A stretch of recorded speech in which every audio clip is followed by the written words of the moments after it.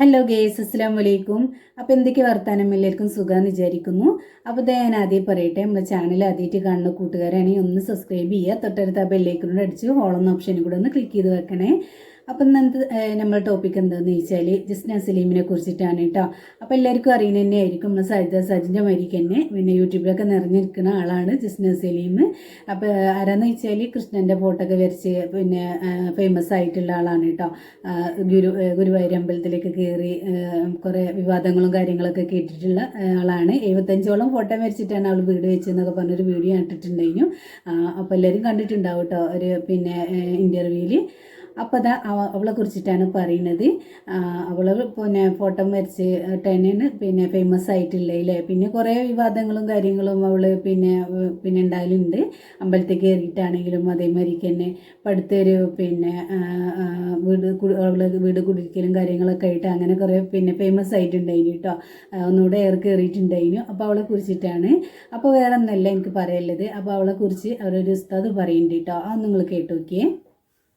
എൻ്റെ കുടുംബം full ban ചെയ്തതാ. ഈ ഹൗസ് വാമിങ്ങിന് ആരും വരില്ല, ഒരുപാട് ആൾക്കാർ വരില്ല ഈ ഒരു വീട്ടുകൂടലിന്.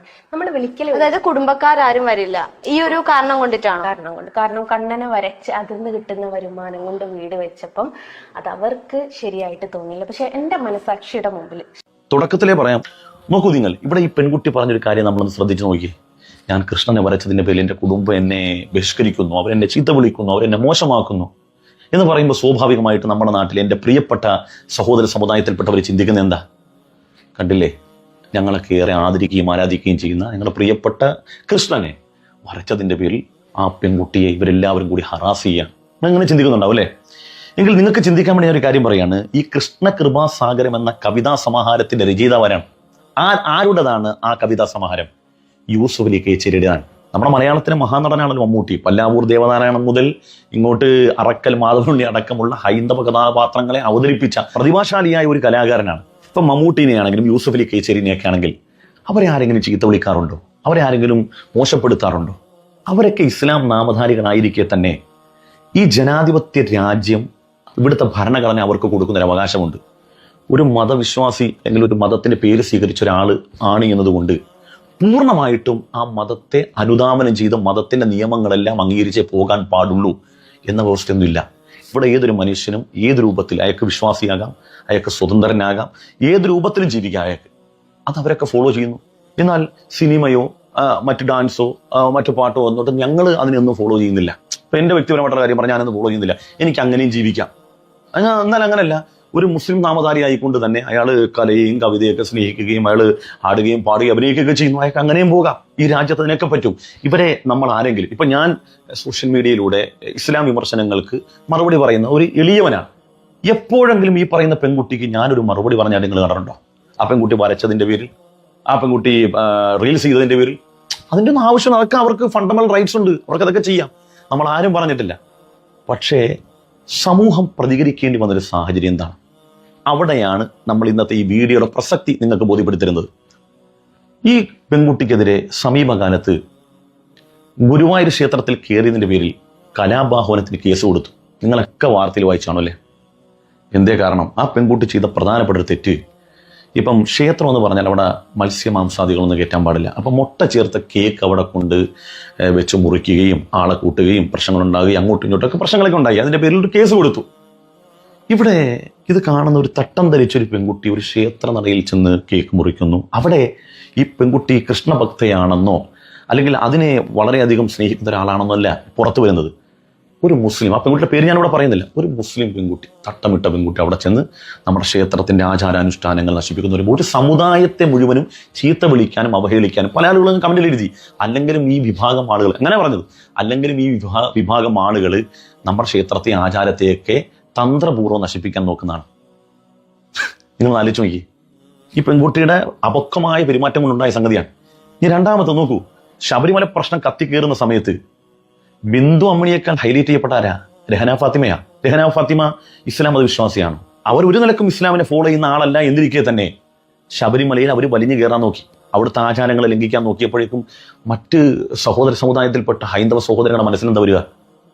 ശബരിമല ആചാരങ്ങളെ ലംഘിക്കാൻ വേണ്ടി ഒരു മുസ്ലിം പെൺകുട്ടി കയറി വരുന്നു. ഈ നാട്ടിൽ കുഴപ്പമുണ്ടാകാൻ, പ്രശ്നം ഉണ്ടാകാൻ വേറൊന്നും വേണോ? ഒരു ബിന്ദു അമ്മണി കയറുന്ന പോലല്ല. ഇപ്പം ഷംസീർ ഗണപതി മിത്ത് എന്ന് പറഞ്ഞു, അതിനേക്കാൾ വളരെ മോശമായ രൂപത്തിൽ സ്വരാജ് പറഞ്ഞിട്ടുണ്ട്.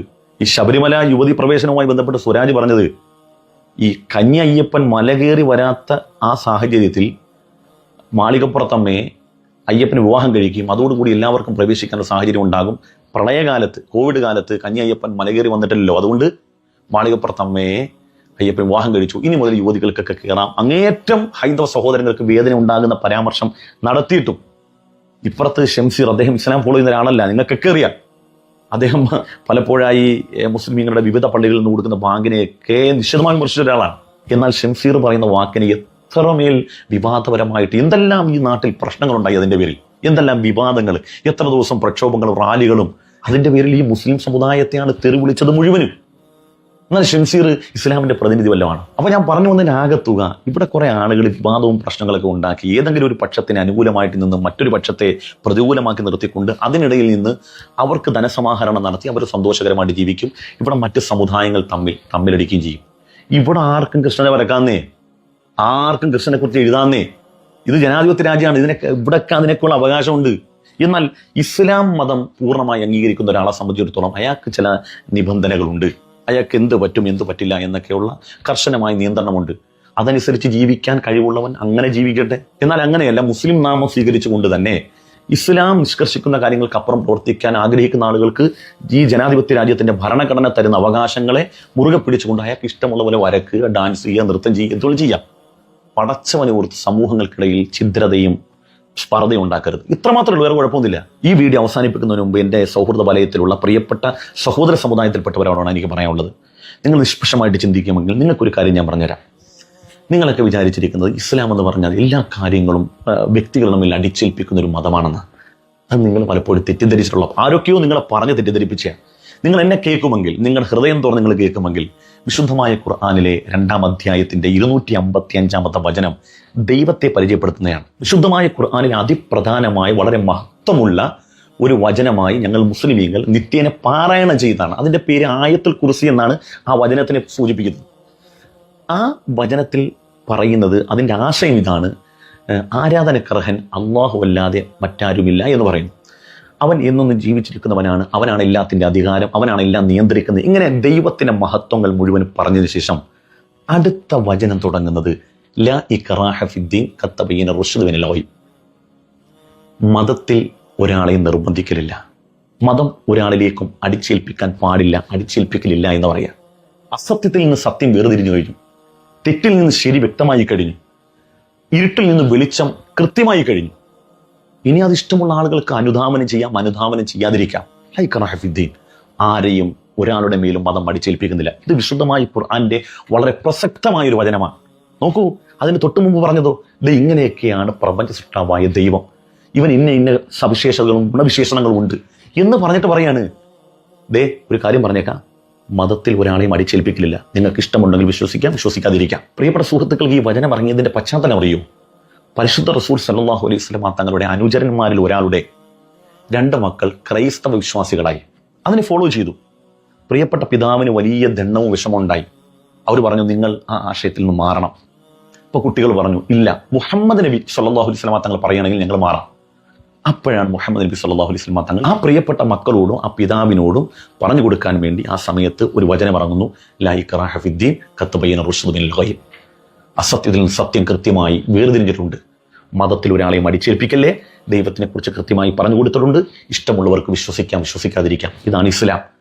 തുണി പൊക്കി നോക്കിയിട്ടാണെങ്കിലും തൂക്ക് ചൂണ്ടിയിട്ടാണെങ്കിലും ലാ ഇലാഹ ഇല്ലല്ലാഹ് എന്ന് ഒരാൾ പറഞ്ഞാലും ആരും മുസ്ലിം ആവൂല. ഒരാളെ മുസ്ലിമാക്കാൻ പറ്റൂല. ഇസ്ലാമിന് മനുഷ്യന്റെ ശരീരമല്ല വേണ്ടത്. അതാണ് പഠിക്കുക. 100 പേരെ അവരെ കഴുത്തിൽ വാൾ വെച്ചിട്ട് ചിലർ ലാ ഇലാഹ ഇല്ലല്ലാഹ് എന്ന് പറഞ്ഞാൽ ആരും മുസ്ലിം ആവൂല. കാരണം ഇസ്ലാമിന് വേണ്ടത് മനുഷ്യന്റെ ശരീരങ്ങളല്ല, വ്യക്തികളെയല്ല, വ്യക്തികളുടെ ഹൃദയമാണ്. ആരാധനക്കർഹൻ യഥാർത്ഥത്തിൽ അല്ലാഹു അല്ലാതെ മറ്റൊരു ദൈവമില്ല എന്ന് അടിയുറച്ച് ഹൃദയം കൊണ്ട് വിശ്വസിക്കലാണ്. വിശ്വാസം എന്നുള്ളത് ഹൃദയത്തിന്റെ പ്രക്രിയയല്ലേ, നമ്മുടെ ബാഹ്യ അവയവങ്ങളുടെ പ്രക്രിയയല്ലല്ലോ, ഹൃദയത്തിന്റെ പ്രക്രിയയല്ലേ വിശ്വാസം എന്ന് പറയുന്നത്. വിശ്വാസമുള്ളത് കയ്യിലും മൂക്കിലും നാക്കിലും ഒന്നുമല്ലല്ലോ, നമ്മുടെ ഹൃദയത്തിലല്ലേ. അപ്പൊ എങ്ങനെയാണ് ഒരാളെ നിർബന്ധിച്ച് നമുക്ക് മതത്തിൽ ചേർക്കാൻ പറ്റുക? ഇനി ഒരാളെ അങ്ങനെ ചേർത്തെന്ന് വിചാരിക്കുക, അയാൾക്ക് വിശ്വാസം ഇല്ലെങ്കിൽ അയാൾ വിശ്വാസിയല്ലല്ലോ. അതെല്ലാ മതത്തിലും അങ്ങനെ തന്നെയല്ലേ. വിശ്വാസം എന്നുള്ളത് ഹൃദയത്തിലാണ്. നിങ്ങൾ ചിന്തിക്കാൻ വേണ്ടി പറഞ്ഞു തന്നെയാണ്, ചിന്തിക്കുന്നവർക്ക് ദൃഷ്ടാന്തമുണ്ട് കേട്ടോ. അപ്പോൾ അത് ഞങ്ങൾ കേട്ടില്ലേ ഉസ്താദ് പറയുന്ന കാര്യങ്ങളൊക്കെ എത്ര ക്ലിയർ ആയിട്ടാണ് മനസ്സിലാക്കി തരുന്നതിലെ ഓരോ ആൾക്കാർക്കും നമുക്ക് പിന്നെ പ്രത്യേകം മനസ്സിലാകാൻ വേണ്ടി അത്രക്കും ഇതിലാണ് ഉസ്താദ് കാര്യങ്ങളൊക്കെ പറയുന്നത്.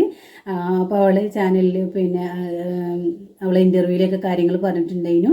ഞാൻ ഇത്രയും ദിവസം തട്ടം ഇട്ടിട്ടാണ് പിന്നെ നടന്നതിന് ഞാൻ തട്ടിടൂല, ഞാനും ചോദിച്ചു തരേണ്ട കാര്യങ്ങളൊക്കെ അവൾ പറഞ്ഞിട്ടുണ്ടായിരുന്നു. അപ്പോൾ എല്ലാവരും കേട്ടിട്ടുണ്ടാവും. അപ്പോൾ ഒരു വീഡിയോ ചെറുതായിട്ട് ഞാൻ ഇട്ടിട്ടുണ്ടായിരുന്നു, റിയാക്ഷൻ വീഡിയോ ആയിട്ട് ചെറുതായിട്ട് ഞാൻ ഇട്ടിട്ടുണ്ടായിരുന്നു. അപ്പോൾ ഇങ്ങനെയൊക്കെ ചെയ്യേണ്ട ഒരു ആവശ്യമില്ല. ഞങ്ങൾക്ക് ഇനി അങ്ങനെ പിന്നെ അമ്പലത്തിൽ പോകണോ തട്ടിടാതെക്കണോ അങ്ങനത്തെ ഒക്കെ ചെയ്യണമെന്നുണ്ടെങ്കിൽ ഞാൻ ചെയ്താൽ പോലെ, നിങ്ങൾ പബ്ലിക്കായിട്ട് പറയേണ്ട ആവശ്യമില്ല. പക്ഷെ എന്താണെന്ന് വെച്ചാൽ പബ്ലിക്കായിട്ട് പറയാതെ പിന്നെ അവൾ റീച്ച് കാര്യങ്ങളും ആവില്ലല്ലോ, ഫേമസ് ആവില്ലല്ലോ അല്ലേ. അപ്പോൾ അതിന് വേണ്ടിയിട്ടൊക്കെ തന്നെയാണ്. അപ്പോൾ എല്ലാവർക്കും അറിയുന്നത് തന്നെ ആയിരിക്കും അല്ലേ, ഗുരുവായൂർ അമ്പലത്തിൽ വെച്ച് പ്രശ്നവും കാര്യങ്ങളൊക്കെ ഉണ്ടാക്കിയിട്ടുണ്ടായിരുന്നു. പിന്നെ അവൾ ചെയ്ത തെറ്റിനൊക്കെ നമ്മൾ ഈ മുസ്ലിങ്ങളും കുറേ പിന്നെ വിവാദങ്ങളും കാര്യങ്ങളൊക്കെ കേട്ടിട്ടുണ്ടായിരുന്നു അല്ലേ. അപ്പോൾ അതൊക്കെയാണ്. അപ്പോൾ നിങ്ങൾ ഉസ്താദ് പറയുന്നതൊക്കെ കേട്ടില്ല. അപ്പോൾ അതൊക്കെയാണ് കേട്ടോ. അപ്പോൾ അടുത്ത റിയാക്ഷൻ വീഡിയോ വരുന്നവരൊക്കെ എല്ലാ കൂട്ടുകാരോടും അസ്സലാമു അലൈക്കും.